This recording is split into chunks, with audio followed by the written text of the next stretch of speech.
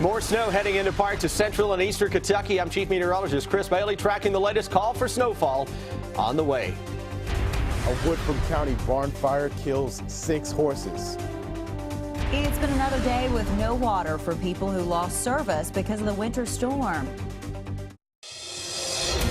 Tracking, alerting, protecting.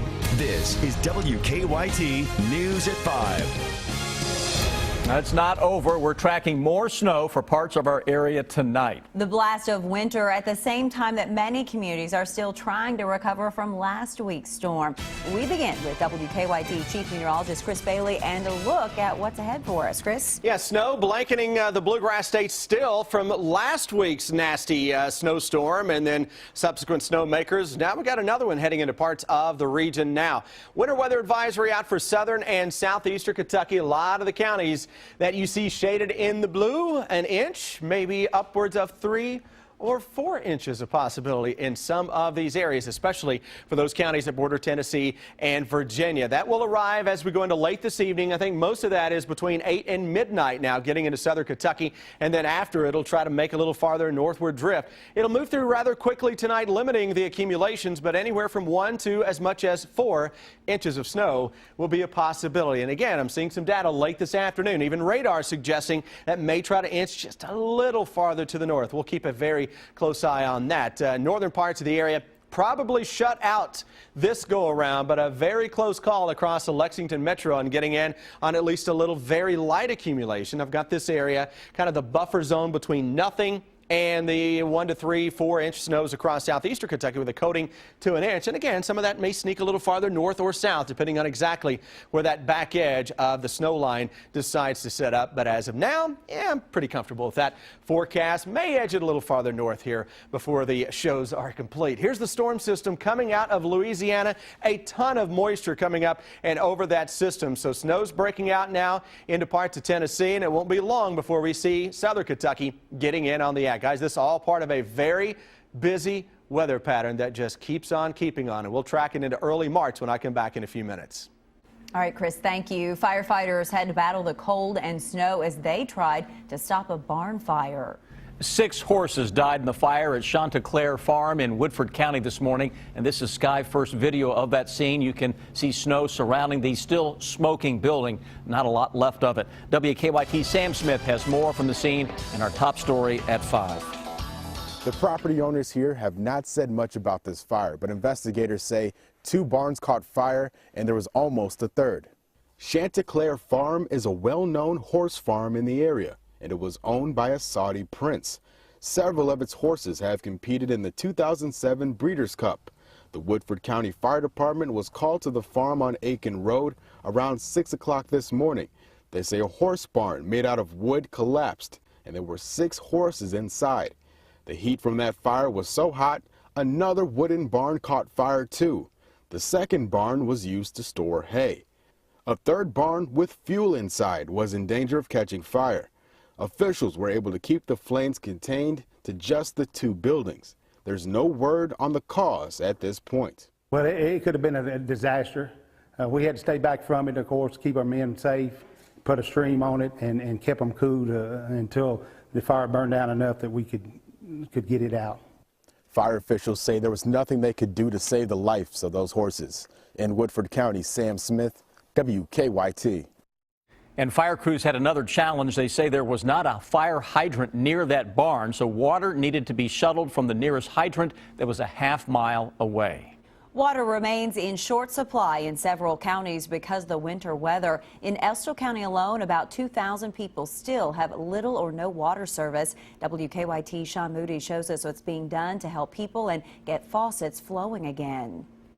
This water distribution center has been open since 9 o'clock this morning for people across Estill County who don't have running water. Even if you do have running water here in the county, it's kind of a headache right now. The county started running into trouble with the water on Sunday. Since then, rising river levels and a power outage at a plant have been causing problems. As of this morning, there were about 2,500 people across Estill County who didn't have running water. Volunteers handed out gallons of water to people who needed it at the county fairgrounds. Yesterday, they gave out about 1,500 gallons. People who do have running water in the county are under a boil water advisory. Officials say they should boil that water for at least 3 minutes before they use it. That includes places like restaurants. Michael Woolery of Michael's Restaurant in Ravenna says they're just rolling with it. It's quite simple. It's just the traffic's not out anyway, so it's not a big thing. Yeah. It's just an inconvenience mostly. And this center will be open until 8 o'clock this evening. In Estill County, Sean Moody, WKYT. County emergency officials are asking people who do have running water to use it only for necessities. Clay County is making progress in restoring water service there. The city of Manchester says customers in Big Creek and Hector can expect to have service later tonight. Other areas will be restored by tomorrow. North Manchester Water is also working to restore service and will keep working until everyone has water again. State police have arrested a Lexington man accused of distributing child pornography. 23-year-old Jordan Craig is charged with 20 counts. State police say they began investigating Craig after learning that he was sharing child pornography online. He was arrested following an undercover investigation. Funeral arrangements have been made now for a 13-year-old driver killed in a crash. Our county-by-county coverage begins in Knox County, where police say that Jathan Patterson crashed his mother's car while taking it for a joyride early Monday morning. His visitation begins at 6 tomorrow night at East Barberville Baptist Church. A second visitation will begin at 11 Friday morning at the church and last until his funeral that starts at 2 p.m. Patterson will be buried following the funeral. An Anderson County man heads to court tomorrow to answer to charges he attacked a pregnant woman. Brent Campbell is charged with assault and domestic violence for the incident last month. Police say that he broke one of the woman's fingers and hit her in the head with a hammer. Anderson News reports that he is out of jail after posting a $10,000 bond. The FBI has arrested 3 men they say were aspiring jihadists. Officials say if they didn't make the cut joining ISIS in Syria, they plan to attack here at home. Chris Van Cleve has details now from federal court in Brooklyn, New York. 3 foreign-born men living in the United States were charged Wednesday with trying to aid Islamic State militants in Syria and wage war against their adoptive country. 2 suspects, Abdullah Sul Hassanovich Jurabov and Akror Saeed Akhmatov, are facing a judge in New York charged with planning to join ISIS overseas. A third, Abror Habibov, was arrested in Jacksonville, Florida. FBI Director James Comey says terrorists are appealing to troubled souls through social media. You will find a life of meaning here fighting for our so-called caliphate. And if you can't come, kill somebody where you are. According to the complaint, one suspect intended to do that, posting online, "Is it possible to commit ourselves as dedicated martyrs anyway while here? What I'm saying is to shoot Obama and then get ourselves shot. Will it do? That will strike fear in the hearts of infidels." The FBI arrested one of the men early Wednesday morning here at New York's Kennedy Airport as he tried to board a flight for Turkey. A second suspect was planning to make the trip possibly as early as this weekend. Authorities say the suspects were encouraged to kill police officers and FBI agents here in the U.S. If convicted, each defendant faces as many as 15 years in prison. Chris Van Cleve, CBS News, New York. The FBI says there are anti-terror investigations now in all U.S. states.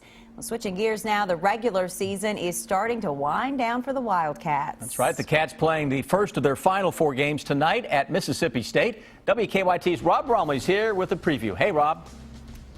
Hello, and the Wildcats are on a remarkable roll, to say the least. They can make it 28 in a row tonight. This team setting its sights now on March with the postseason just down the road.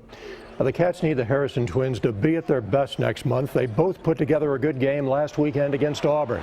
Andrew getting to the lane, dishing out 9 assists. And then Aaron coming up with a good shooting night. He hit 7 of 12, finished with 18.